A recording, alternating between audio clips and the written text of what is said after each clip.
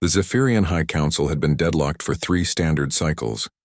Kepler 442b, a garden world rich in rare minerals and perfectly positioned along the major trade routes, sat unclaimed between their territory and that of the Terran Federation. Both species had legitimate historical claims to the planet, and neither was willing to back down. Ambassador Veltar clicked his mandibles in frustration as he reviewed the latest diplomatic communique from Earth. The humans were sending a single negotiator. One person, to resolve a dispute that had consumed hundreds of hours of the Council's time and threatened to spark the first interstellar war in decades. "It's insulting," hissed Councillor Rathon, her scales shifting to an angry crimson. "We send our finest diplomatic corps, and they respond with this?" Veltar studied the human's credentials on his datapad. Dr. Elena Vasquez, age 37, formerly a hostage negotiator on Earth before joining the diplomatic corps. No formal education in interstellar law, no previous experience with Zephyrian culture. It seemed almost deliberately provocative.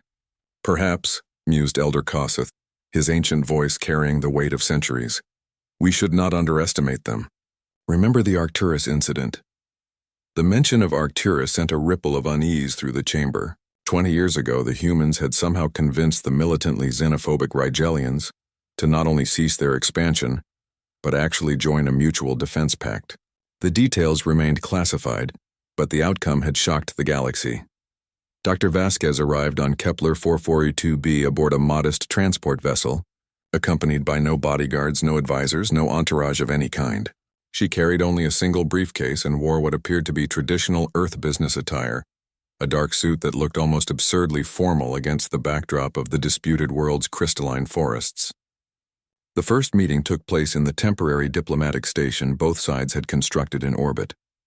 Veltar and his 6-member team faced the lone human across a polished conference table.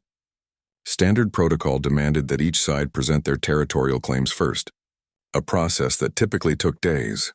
Dr. Vasquez listened patiently as Veltar outlined the Zephyrian position in meticulous detail, occasionally nodding or taking notes. When he finished, she stood and walked to the observation deck's massive viewport, gazing down at the contested world below. "Beautiful planet," she said quietly. "What do you call those blue-leaved trees in the northern continent?" The question caught Veltar off guard. "They are Kithleni, singing trees. The wind through their crystalline bark creates music." "Singing trees," she repeated, a slight smile crossing her face. "Your people have a poetic soul, Ambassador Veltar. That's rare in diplomatic circles."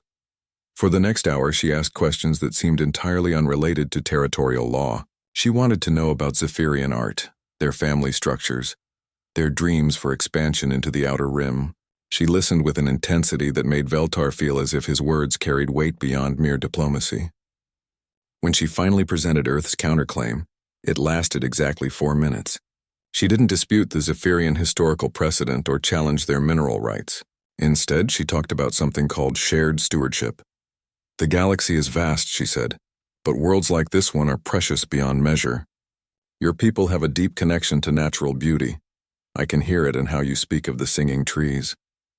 Humanity has learned something valuable from our own history. The most beautiful places on Earth weren't preserved by one nation claiming ownership, but by communities working together to protect what they treasured." She opened her briefcase and withdrew a single document. "I'd like to propose something unprecedented. Joint administration. Your people handle environmental stewardship and cultural preservation. Humanity manages infrastructure and trade coordination. All major decisions require consensus. All profits split equally." Councillor Rathon's scales flashed with indignation. "Impossible. No world has ever been governed by 2 species simultaneously." "No," Dr. Vasquez agreed, "which is exactly why it will work." What followed wasn't negotiation in any traditional sense. Dr. Vasquez didn't argue or present counteroffers. Instead, she told stories. Stories of humans and other species working together on frontier worlds. Stories of trade partnerships that had enriched both parties beyond their wildest projections. Stories of environmental disasters prevented through cooperation. But more than that, she listened. When Councillor Rathon expressed concern about human industrial methods damaging the singing trees, Dr. Vasquez spent an hour discussing biotechnology that could mine minerals without disturbing root systems. When Elder Kossuth worried about cultural contamination, she described cultural exchange programs that had strengthened rather than diluted participating civilizations. 12 hours into what was supposed to be a 3-day preliminary discussion, Veltar found himself looking at his colleagues and seeing something he'd never witnessed before. Hope where there had been suspicion, curiosity where there had been territorialism. "You're not just proposing shared administration," he realized aloud. "You're proposing that we become partners." Dr. Vasquez nodded. "The best negotiations aren't about winning or losing, Ambassador. They're about finding a third option that makes everyone stronger." The Joint Administration Treaty was signed 18 hours later. News of the agreement spread through both governments like wildfire, generating initial shock that quickly transformed into cautious optimism. The mineral wealth of Kepler 442b would fund expansion projects for both species. The planet's unique ecosystem would be preserved under Zephyrian environmental philosophy, while benefiting from human technological innovation. As Dr. Vasquez prepared to depart, Veltar approached her with a question that had been nagging at him since the negotiations concluded. "How did you know it would work? That we would accept partnership over ownership?" She smiled. The same quiet smile she'd worn when admiring the singing trees. "I didn't know. But I've learned that most conflicts aren't really about what people think they're fighting over. They're about fear, pride, and the need to feel heard. Once you address those..." She gestured toward the viewport where Kepler 442b gleamed like a jewel against the stars. "Everything else becomes possible." Within 6 months, the Kepler 442b model was being replicated across the galaxy. Disputed territories that had festered for decades were resolved through joint administration agreements.